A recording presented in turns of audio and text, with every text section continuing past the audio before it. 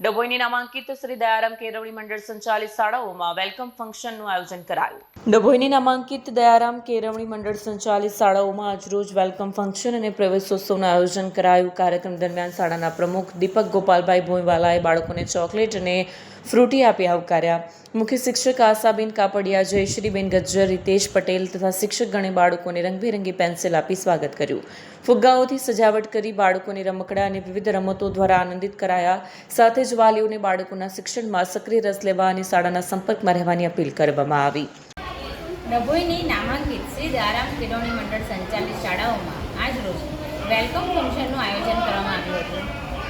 આપણા માટે પ્રવેશોત્સવ એક તહેવાર છે, પરંતુ બાળકોની આંખોમાં અઢળક સપના હોય છે અને વાલીઓના મનમાં પણ તેમના સંતાનો માટે ઉજ્જવળ ભવિષ્યની આશાઓ હોય છે.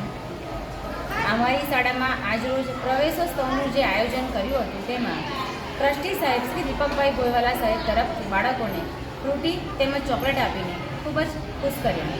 તેમજ શાળાના મુખ્ય શિક્ષકશ્રીઓ દ્વારા બાળકોને પેન્સિલ આપીને ખૂબ જ ઉત્સાહપૂર્વક સ્વાગત કર્યું. આજ રોજ વાલીઓને મારી એક નમ્ર વિનંતી છે કે બાળકોના શિક્ષણમાં સક્રિય રસ લો, સાથે સાથે શાળાના સંપર્કમાં રહો અને તેમને ઘરે અભ્યાસ માટે યોગ્ય વાતાવરણ પૂરું પાડો. યાદ રાખો, શાળા અને ઘર બંનેનું વાતાવરણ બાળક માટે પૂરક હોવું જોઈએ. નમસ્કાર. વિડીયો જર્નાલિસ્ટ ફઝલ રઝાક ખત્રી સાથે સટા ટીવી ન્યૂઝ, ડભોઈ.